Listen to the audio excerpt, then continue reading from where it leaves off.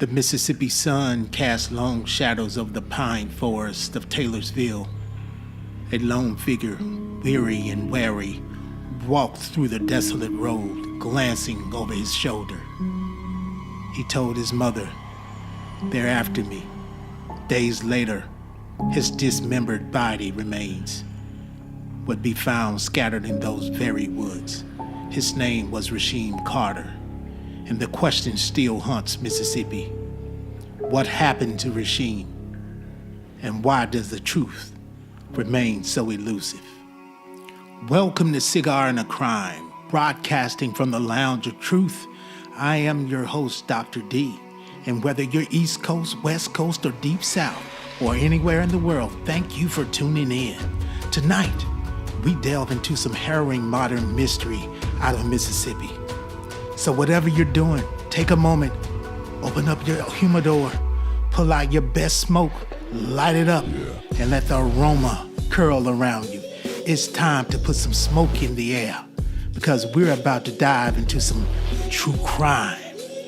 But first, let me set the scene with tonight's featured cigar. Here in the Lounge of Truth, I've just lit an Oliva Series 5 Millennial. My favorite cigar. This cigar's 2014 Cigar of the Year is a box-pressed beatty with a Ecuadorian wrapper and rich Nicaraguan fillers. The first draw is smooth and bold, notes of cedar and espresso, with a hint of dark cocoa and pepper on the retrohale. There is this creaminess in this smoke that belies its strength. The Millennial burns slow and even, its ash firm, its character robust. As I savor its earthy, complex flavors, I think about symbolism, how the process of lighting a cigar is a ritual of patience, not unlike painstaking search for the truth in this case. Each puff kind of releases this swirling gray ribbon that dances in the light, reminding me that the smoke, it never lies, baby. In this story, amid a haze of half-truths and official denials, we'll rely on the evidence, the smoke, to guide us to the truth. So join me as the lounge fills with the smoke-fragrant haze as we embark on episode 1. The smoke never clears. The mysterious death of Rasheem Carter. Tonight, we explore the harrowing case of Rasheem Carter, a 25-year-old black man from Fayette, Mississippi, a man with dreams, a father, a son, whose life ended under circumstances that remain shrouded in mystery and controversy. This is not a story of a death. It's a story of a community's demand for answers and justice. Rasheem Carter was more than just a name in the news. He was a son, he was a father, a friend, a dreamer. At 25 years old, he hailed from the small town of Fayette, Mississippi. Just to give you a little bit of history about Fayette, it's the county seat of Jefferson County, which is located in southwest Mississippi. It sits along U.S. Highway 61, roughly, about 28 miles northeast of Natchez, about 42 miles southwest of Vicksburg, which is about 100 miles southwest of Jackson, the state capital. Just to give you a little bit of context, this has about 1,600 residents. Majority of those people are African American. Historically rural and agricultural, with many of those residents usually commuting to larger nearby cities for work. It's also known for its role in the civil rights era struggles. Jefferson County was heavily affected by segregation and voter suppression. Fayette actually made history in the late 1960s and early 1970s when Charles Evers, the brother of the slain civil rights leader Medgar Evers, became the town's first black mayor in Mississippi. Just to give you a little bit. Those who knew Rasheem described him as ambitious, hard-working black man, an accomplished welder and millwright by trade. He was a gifted cook with these entrepreneurial aspirations. In fact, Rasheem's mother said Rasheem was clocking or making $100K a year. Rasheem had opened a seafood restaurant in Fayette, lovingly named after his 7-year-old daughter, in which I will not name. So the restaurant ended up closing during the COVID-19 pandemic, but Rasheem was so determined to save his money and reopen it to fulfill his dream of being a successful business owner. He doted on his little girl, calling her every day on video chat when he was away, listening to her endless stories and letting her fall asleep to the sound of his voice. By all accounts, Rasheem was a devoted father, hustling to build a better life for his family. And late in the summer of 2022, Rasheem accepted a short-term contract job through a company called Clements Mechanicals and working at a Georgia Pacific lumber mill in Taylorsville, Mississippi. So in Taylorsville was nearly 100 miles from his hometown, but Rasheem was willing to travel for steady work. Unfortunately, his car ended up breaking down in September of 2022, leaving him without reliable transportation. That has all happened to us, right? Still, Rasheem didn't let that stop him, though. Every day he commuted 20 miles each way between Laurel and Taylorsville, often hitchhiking or catching rides along Highway 37 to get to his job. And then back to the Super 8 motel in Laurel, where he was staying every day. Some days he even walked miles on foot when no ride was available.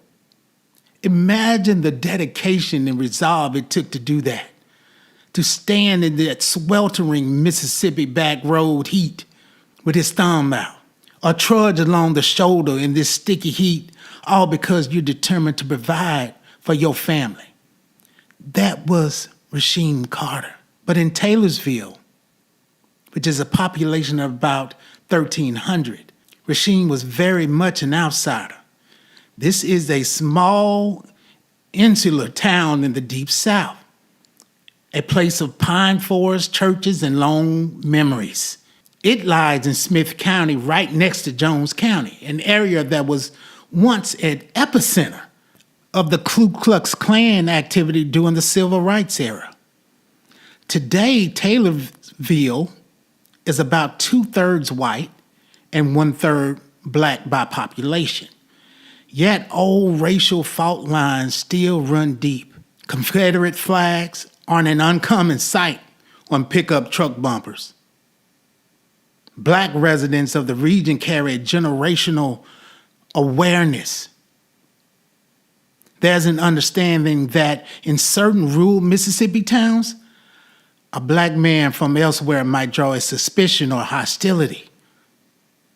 Rasheem, a young black man from Fayette, stepped into this uneasy atmosphere simply trying to earn an honest living. Almost immediately, trouble found him at the job site. Rasheem confided to his family that he had faced harassment and conflict at this contracting company.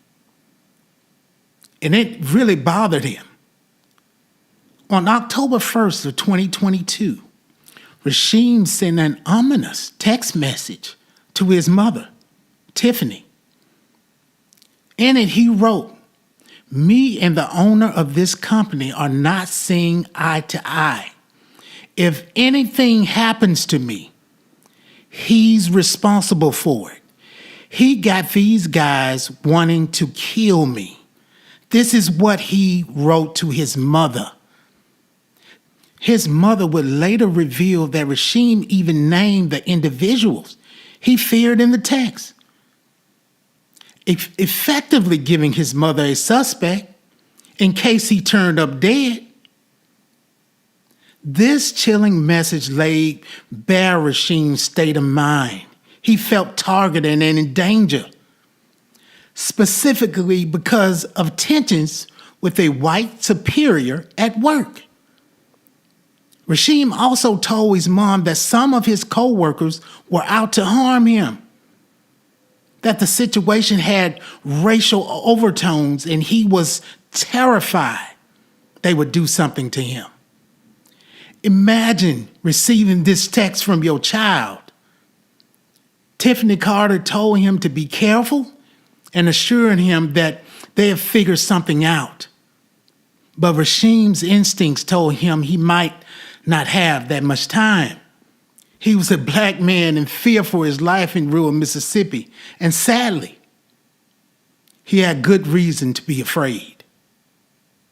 Rasheem's last 2 days alive were a frenzied fight for survival. The timeline is complex, and some of these details remain a bit murky. But what is known from family accounts and surveillance evidence paints a picture of a man desperately trying to escape harm. On October 1st, 2022, Rasheem was still working in Taylorsville and staying in Laurel.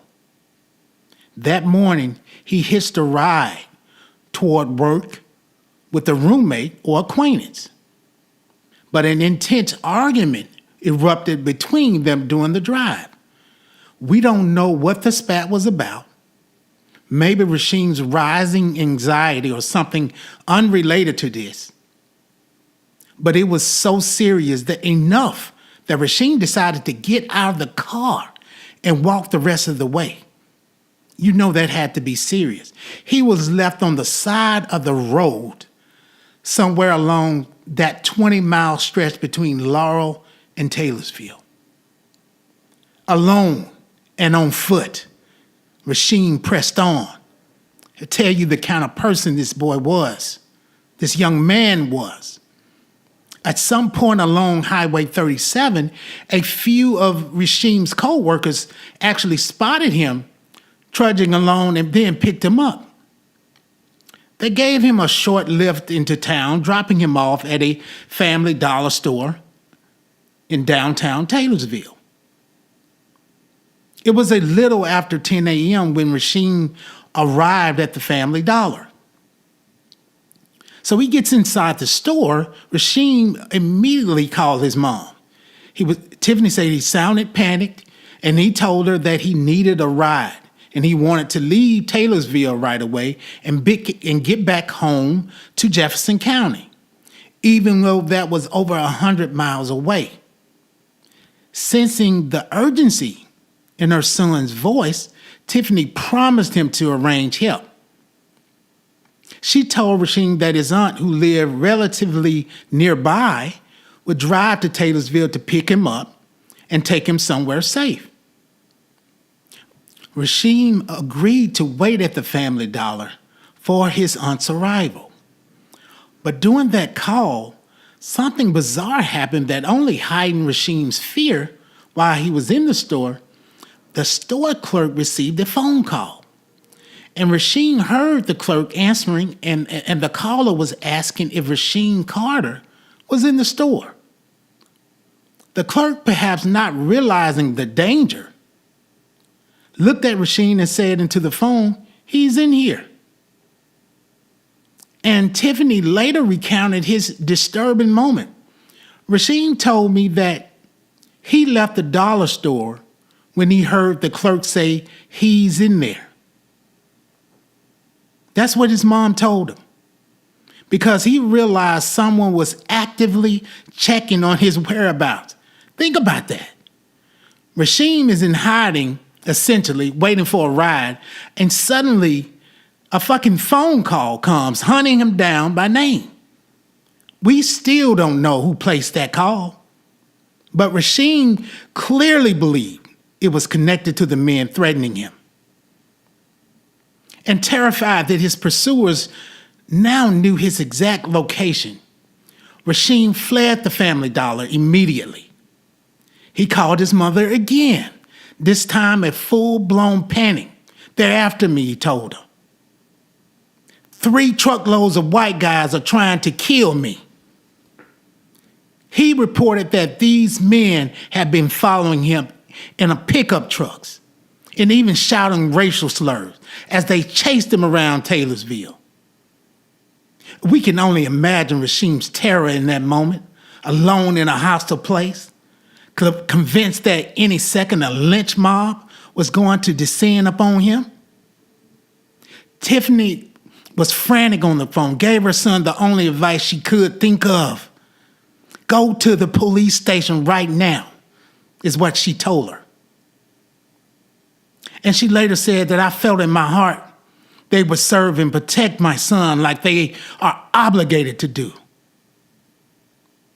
It was the logical move to get law enforcement, find a sanctuary until help arrives.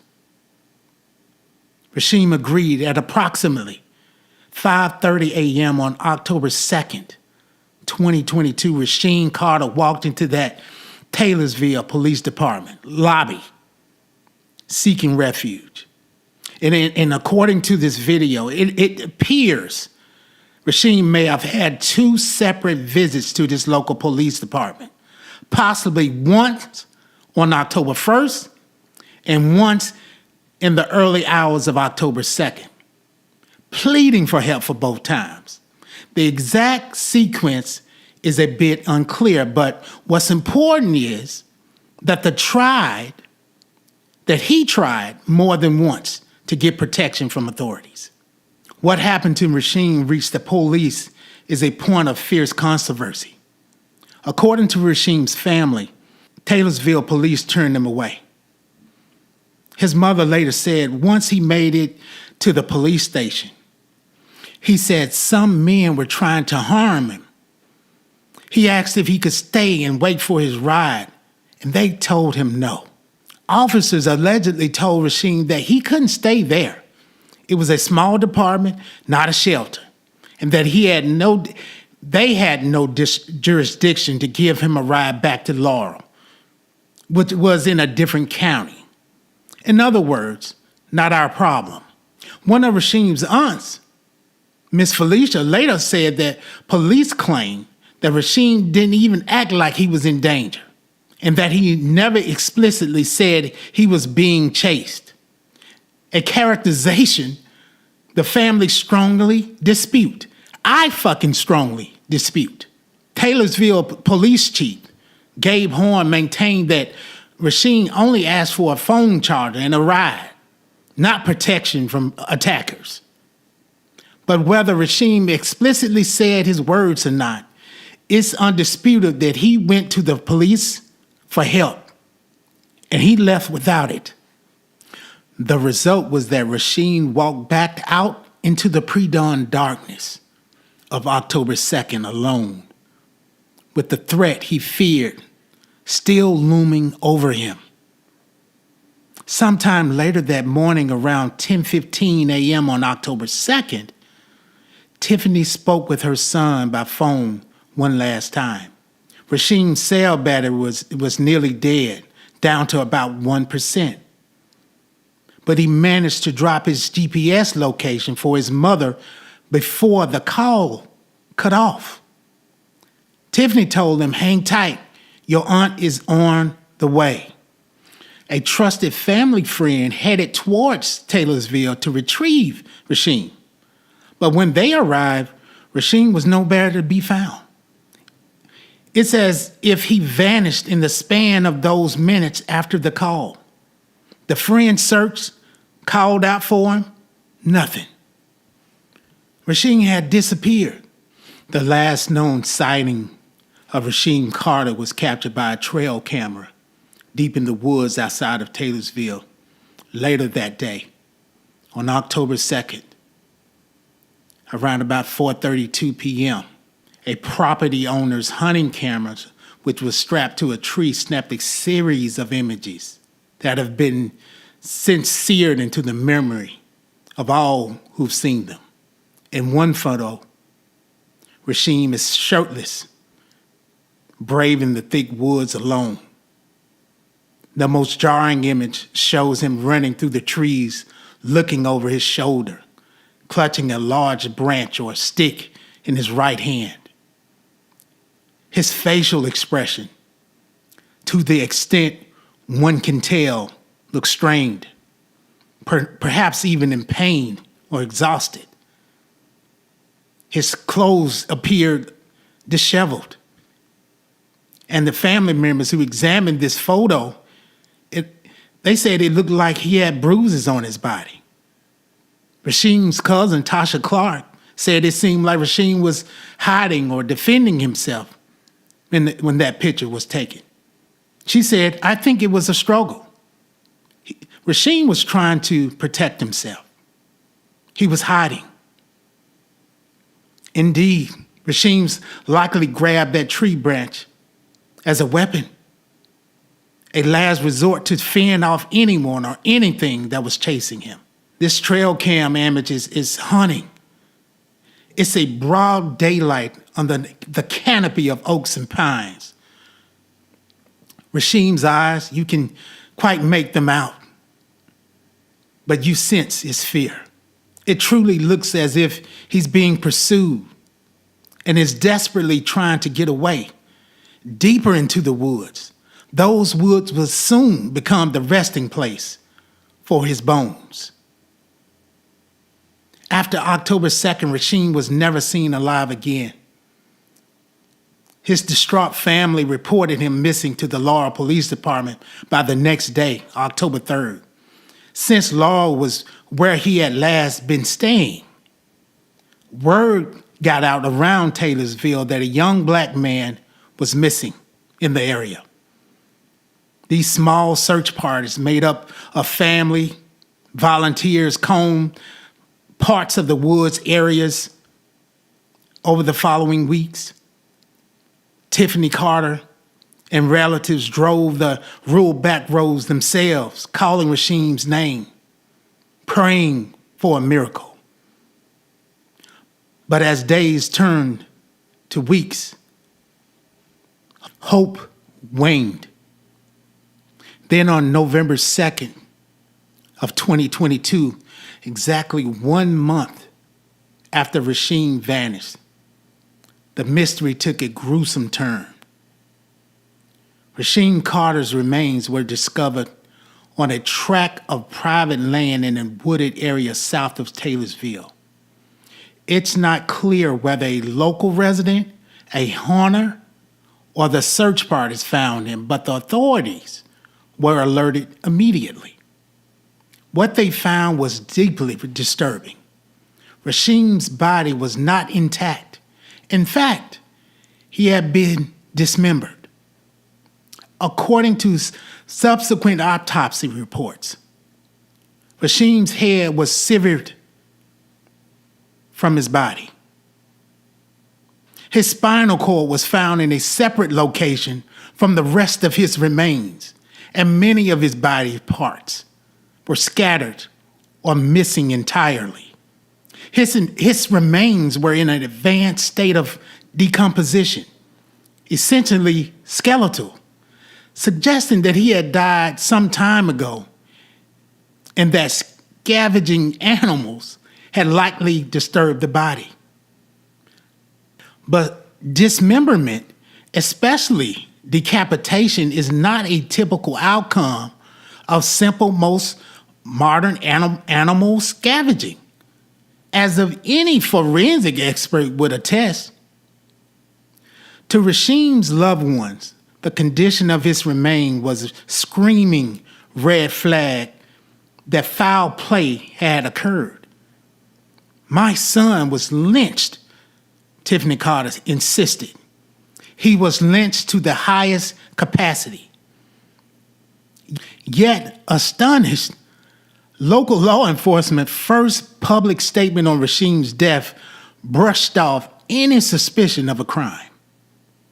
The very next day, on November 3rd, the Smith County Sheriff's Department posted a brief statement on Facebook announcing that Rasheem Carter's remains had been found, and added, "At this time, we have no reason to believe foul play was involved." What some bullshit. So the sheriff, Joel Houston, who I've reached out to, by the way, told the media that early evidence didn't suggest anything nefarious. In other words, The official stance right after discovering a decapitated, mutilated body was essentially no obvious crime here. Probably just animals or natural causes. The black community in Mississippi, and indeed anyone paying attention, was stunned by this pronouncement. How could a young man end up in pieces across a forest with no foul play suspected? As Jefferson County NAACP President Ricky McDonough later put it, how can it not be foul play when his body was dismembered? How can it not be foul play when his body parts were scattered all over the land where he was found? Rasheem's family flat out rejected the sheriff's implication that perhaps animals were solely to blame. They knew wild hogs or coyotes might gnaw on remains, but they don't dismember a person with precision. And animals certainly don't chase someone through the woods in trucks. To Kit Tiffany Carter and her relatives, the suggestion that no crime occurred was not only ludicrous, it was insulting. It felt like a callous attempt to sweep a potential lynching under the rug before an investigation even got off the ground. Outrage simmered as weeks passed, with little more information from officials. The Mississippi Bureau of Investigation was said to be assisting Smith County in this case, and the FBI had been contacted to provide that support, but no agency stepped into that to take it over. The case remained in the hands of Smith County Small Sheriff's Department, the same department whose first instinct was to downplay foul play. Family members grew increasingly suspicious that authorities weren't pursuing this case aggressively.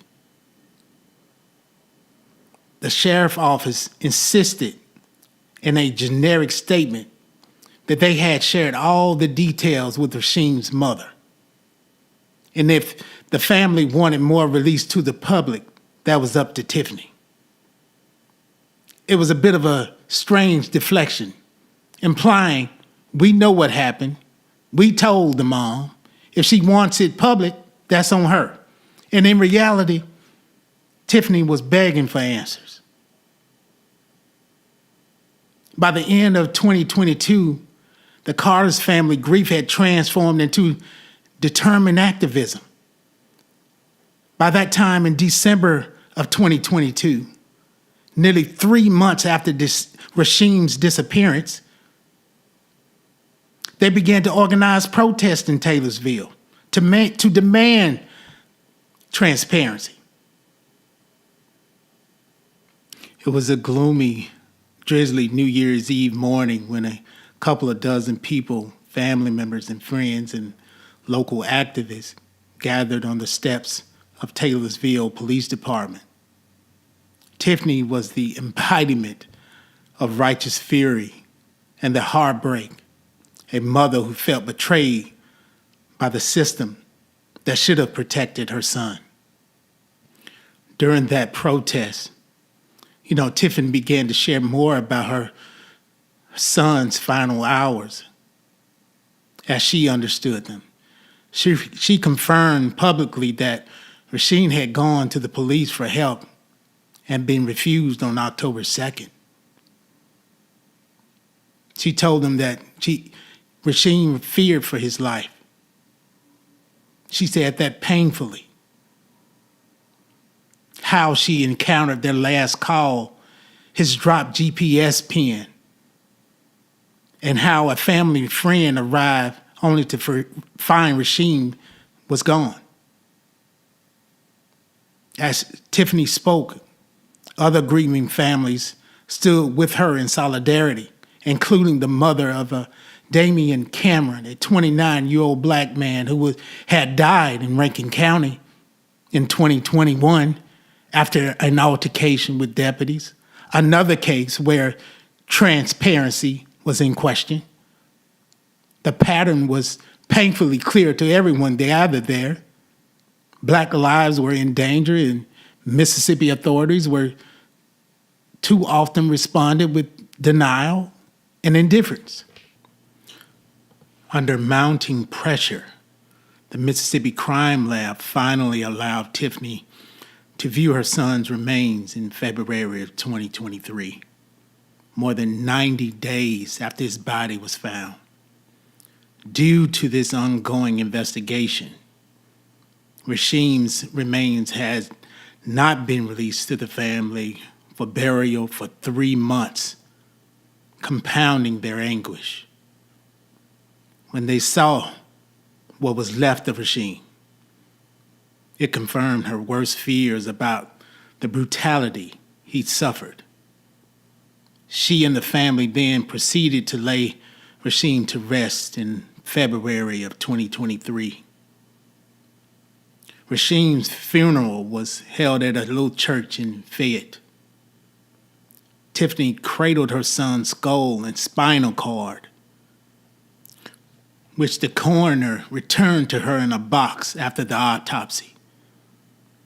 It's hard to even fathom that scene, a mother having to collect her child's body parts like a goddamn jigsaw puzzle, because no authority was treating his death as a homicide. The official autopsy from the state medical examiner was completed in February of 2023, did little to clarify matters. The cause and the manner of Rasheem's death were listed as undetermined.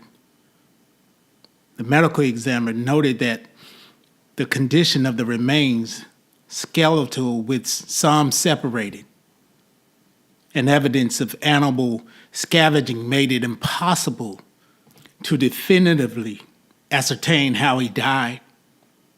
Essentially, they could not even rule out trauma due to the deterioration of Rasheem. This was not surprising given the state of the remains, but it was still frustrating for the family. It meant officially there was no medical confirmation of homicide, even though common sense and circumstance all screamed murder. The autopsy did confirm the extensive dismemberment. Rasheem's cervical spine had been detached from his skull, but it didn't declare those injuries were caused by a weapon or a human action. For Rasheem's loved ones, undetermined was just a sterile word that didn't match the horror they knew he endured.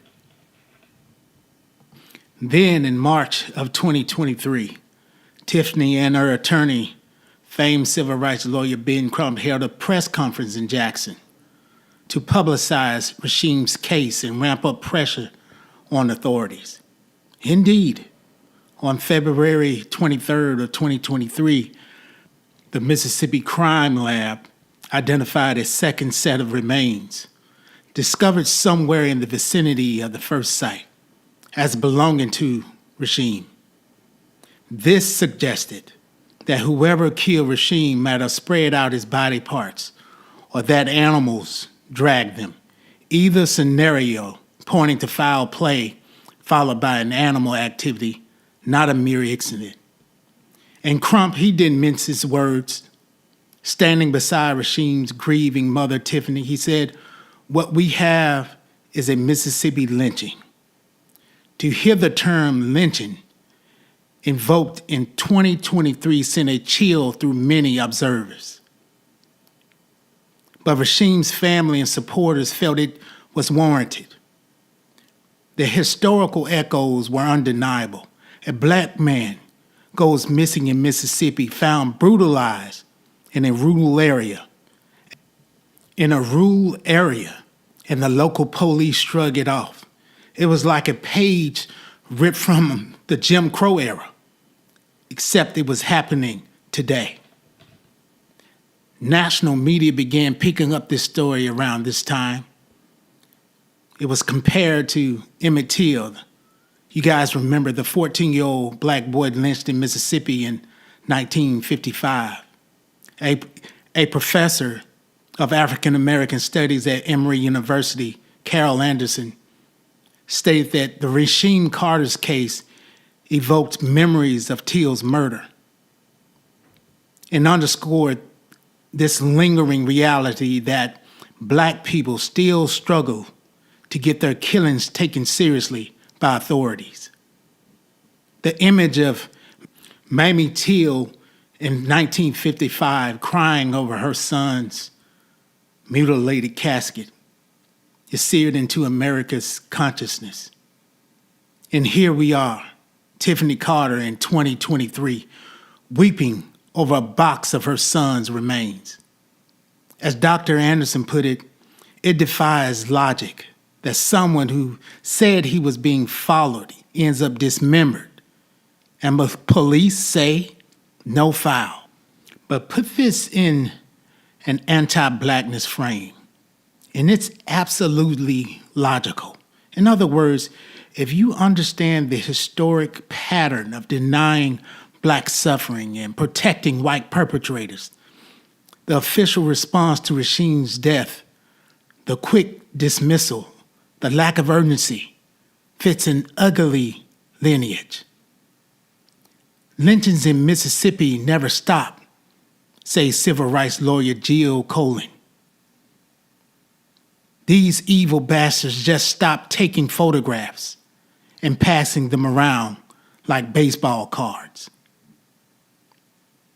The Jefferson's organization documented at least 8 suspected lynchings of black men and boys in Mississippi since 2000.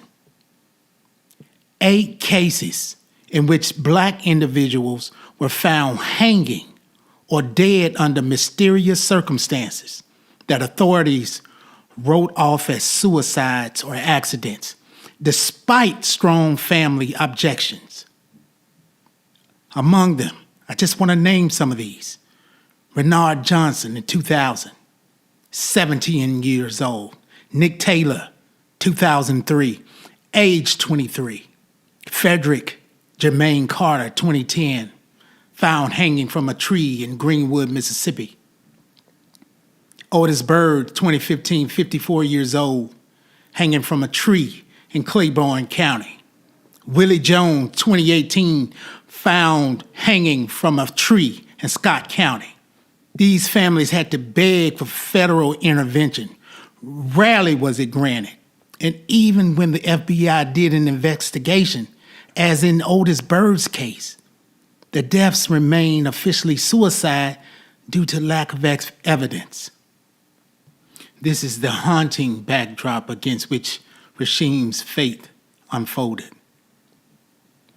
The pattern is so consistent that it's hard not to see Rasheem as part of a continuum, a 21st century lynching, as activists have called it, carried out under the cover of the Mississippi woods instead of in front of a mob. Back in Jackson, Mississippi, during a March 23 press conference, Ben Crump and Carlos Moore called on the U.S. Department of Justice to investigate Rasheem's death as a federal civil rights case. They invoked the recently passed Emmett Till's Anti-Lynching Act of 2022, which finally made lynching a federal hate crime.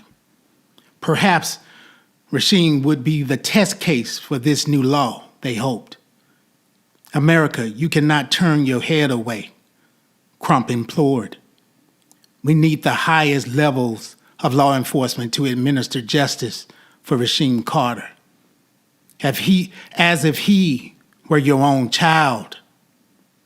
The pressure on federal authorities began to mount. The FBI, for its part, stated in mid-March that it was not involved in the Carter's case, deferring to state investigators. The MBI said it was assisting Smith County but offered no comment, citing the open inquiry. It appeared no agency had yet taken the step of classifying this as a hate crime or a civil rights violation. It was still a suspicious death on paper. However, the Civil Rights Division had the case on its radar as of March of 2023. In other words, federal officials were aware and monitoring this, but had not yet launched a full independent investigation. As spring turned to summer of 2023, Rasheem's case remained unsolved. In April, Tiffany Carter and Ben Crump announced that the Mississippi Crime Lab had finally identified the second set of remains as Rasheem's, the ones found in February. Yet no suspect had been named. The Smith County Sheriff maintained that nothing was being swept under the rug and that they had no evidence of foul play at this time. It was an almost surreal disconnect, the family shouting murder and lynching, the authorities effectively shrugging, "We can't prove a crime." By October of 2023, 1 full year since Rasheem's disappearance, Tiffany Carter reported that she had not been updated by investigators for months. She still didn't receive all of Rasheem's remains for proper burial. Some portions were presumably retained as evidence or still being searched for. Rasheem's little daughter was traumatized and confused. She would sometimes text her daddy's phone, "I love you," or play old voice messages just to hear his voice. Imagine explaining to a 7-year-old that her father's killers have not been caught, or worse, that officials aren't sure anyone killed him at all. Rasheem's daughter has withdrawn in school and keeps asking why no one helped her daddy when he was so scared. Why indeed? This is what the question that haunts this case. Even now, in 2025, the FBI and the DOJ, they have not announced any intervention at all. The case technically remains with Mississippi authorities. Perhaps new evidence will emerge. A hunter finding a weapon, a witness coming forward, maybe DNA on recovered clothing, something that could finally catalyze an arrest. But as of this recording, Rasheem Carter's death is officially unsolved and officially a terrifying open secret. Those who knew Rasheem believe a group of white men literally hunted him down in those woods, dismembered him, and have thus far gotten away with murder. And they fear that without sustained public attention, Rasheem Carter's case will be quietly filed away. Just another black man whose life was deemed disposable. Sitting here, cigar in hand, I feel the weight of Rasheem's story heavy on my chest. I am a native son of Mississippi too. I grew up under that same blistering sun in the embrace of those dense woods and red clay roads. I know the pride and the peril that comes with calling Mississippi home. For black folks, Mississippi is a land of rich soil and rich culture, but also of nightmares passed down through generations. I've heard the elders whisper about old times, about sheriffs who sooner lie than seek justice for a black man, about the unspoken rule that certain roads you just don't walk down after dark. As I draw on this cigar, the smoke, it coils upwards. I can't help but picture Rasheem on that lonely road, heart pounding, head on a fucking swivel. He did everything a person in danger is supposed to do. He called his mother. He alerted his family. He even went to the police, for God's sake, y'all. And still, somehow, he ended up dead in woods, his body parts torn. That reality is so damn painful and infuriating. It challenges any notion that if you just follow the rules, you'll be safe. Rasheem followed the rules, and he's in his grave. I think about Tiffany Carter standing on those court steps, screaming for transparency. I think about his little daughter who will have to grow up with a photo of her father she'll barely remember, and a story that will haunt her more with each retelling. Why didn't anyone help my daddy? How do you answer that? The honest answer? Because America still has places where Black lives are not valued, where the institutions that should protect you might turn you away. That is a bitter pill that a child should never have to swallow. And I have to be honest, as a Mississippian, as an American, this forces me to do some soul searching. And this story, this pain, it hits me harder than I can even put into words right now. It's 2025. We like to think we've come a long way from the days of Emmett Till. In many ways, we have. But Rasheem Carter's fate forces us to confront an uncomfortable truth. The past isn't dead and buried. It's alive and festering in the shadows of today. There are still sundown towns. There are still people who will chase a Black man out of their community and maybe do the unthinkable if given the chance. There are still officials who will find every goddamn excuse not to hold those people accountable. That's the reality Black Americans live with, especially in the South. It's not paranoia. It's lived experience backed by centuries of history and, sadly, current events. For Mississippi, the state with the nation's highest number of recorded lynchings in history, acknowledging this reality is crucial. It's only when these kinds of cases are dragged into the light, when we name them, investigate them properly, and demand justice, that any change is going to actually happen. Think of the outrage that finally brought justice for Ahmaud Arbery in Georgia in 2020.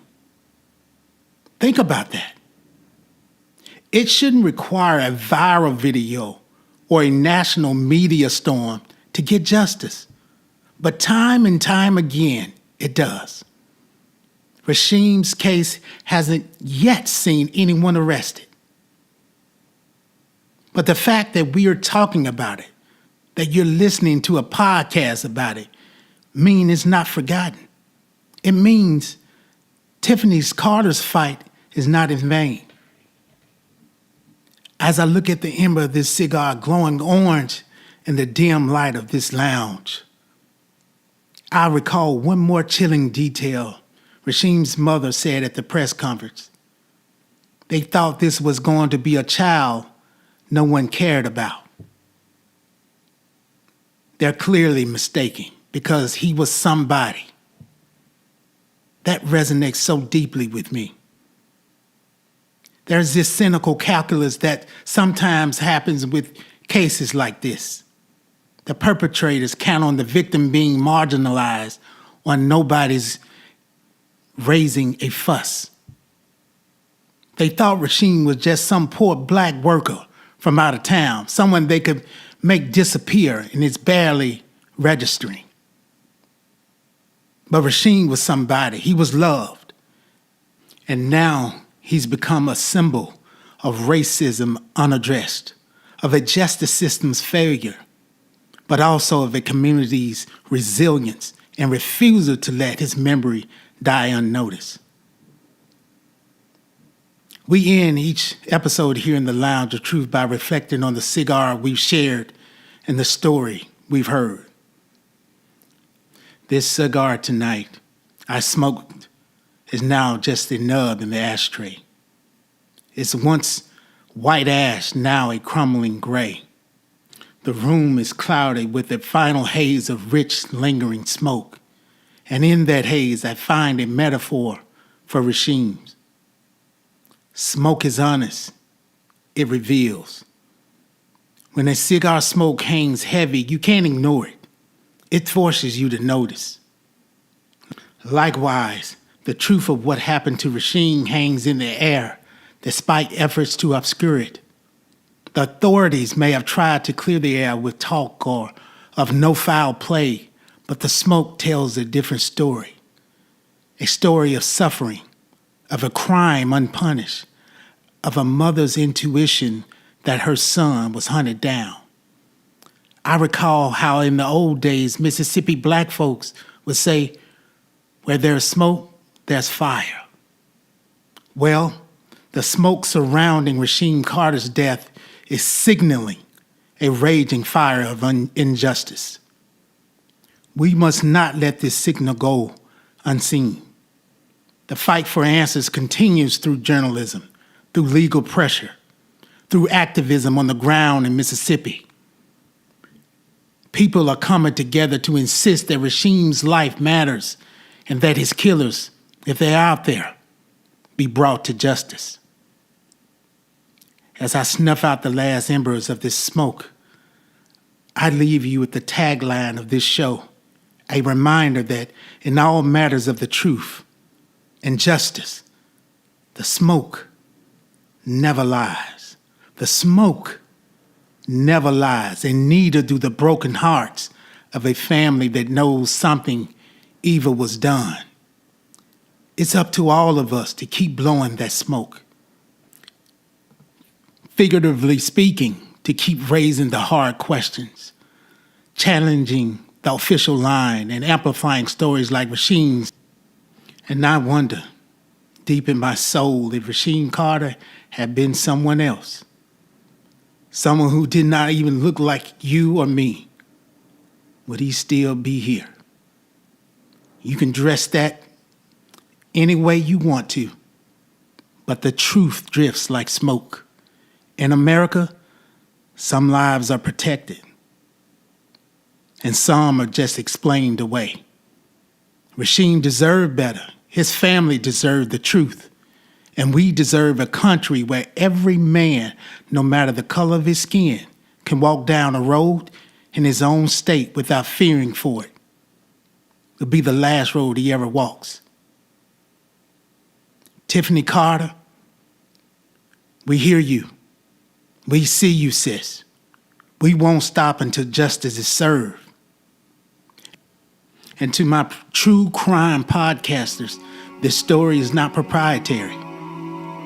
I want to thank you for joining me tonight in the Lounge of Truth for this difficult, necessary story. In our next episode, we'll delve into another perplexing case that challenges our understanding of justice and fairness in America. Until then, stay vigilant, keep seeking the truth. And if you like went up in contemplation, remember, sometimes the smoke tells the real story. And the smoke, it never lies. Good night and take care.